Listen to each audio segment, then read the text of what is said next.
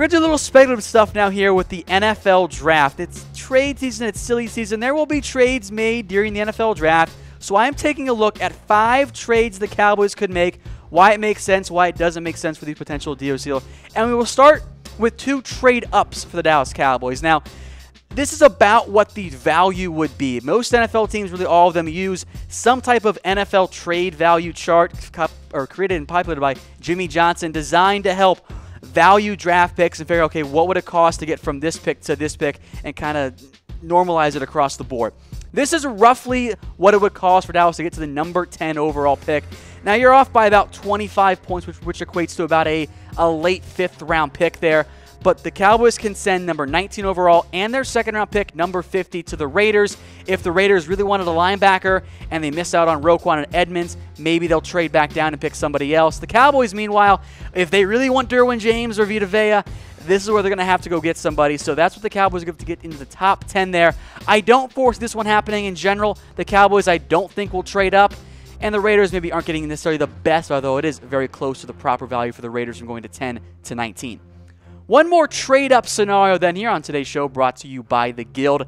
Again, the Cowboys now get to number 15 overall. The Cardinals get number 19 and a 3rd round pick in exchange. This one works out very, very close on that NFL trade value chart. If the Cowboys, maybe some crazy scenario where Derwin James slides or an elite defender slides, Cowboys go up and get him. Or they really, really want Calvin Ridley or DJ Moore and they leapfrog the Baltimore Ravens to go get them. Again, I don't like trading up. In reality, the Cowboys overpay by about a late 6th round pick, but it's almost a 7th round pick. It's very accurate based on the standard NFL trade value chart.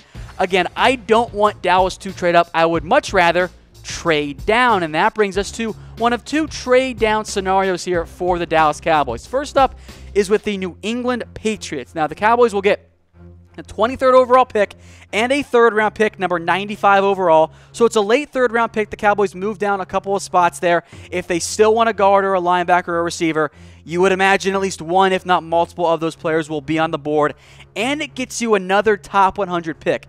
And this is why I like this scenario for the Cowboys. You've got needs at guard, at linebacker, defensive tackle, or I should say guard or tackle, defensive tackle, linebacker, wide receiver. You pick up that extra top 100 pick. In theory, you can fill all 4 of those needs before day 3 starts, and then you can fill out the rest of your roster with depth selections. The Patriots, well, they're looking for linebacker help. Maybe they really want to go get somebody, or maybe someone like Lamar Jackson slides down and they go get a quarterback.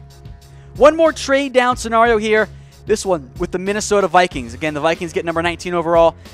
The Cowboys then move all the way down to the 30th overall pick, but they get a 2nd round pick in exchange, number 62 overall. It's a little pricey, and in reality, the Vikings actually give up, the Vikings are actually overpaying a little bit by about a 5th round selection, so the Cowboys kind of win out on that one.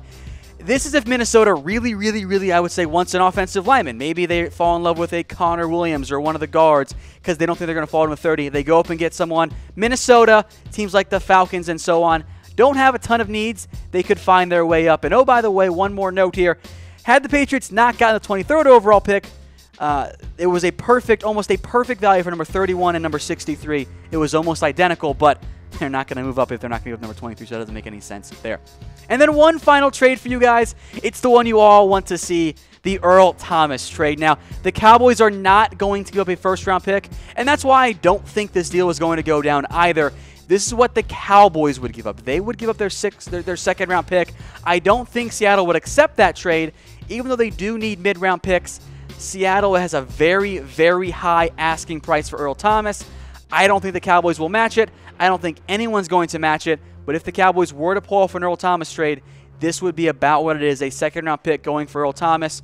Look, we've seen guys like Marcus Peters go for less. Though we saw guys for Brandon Cooks go for more, it's all about the value there. The big issue for any Earl Thomas trade, you got to pay him too, and that scares off NFL teams and drives down the value. But I want to know from you guys here before we sign off.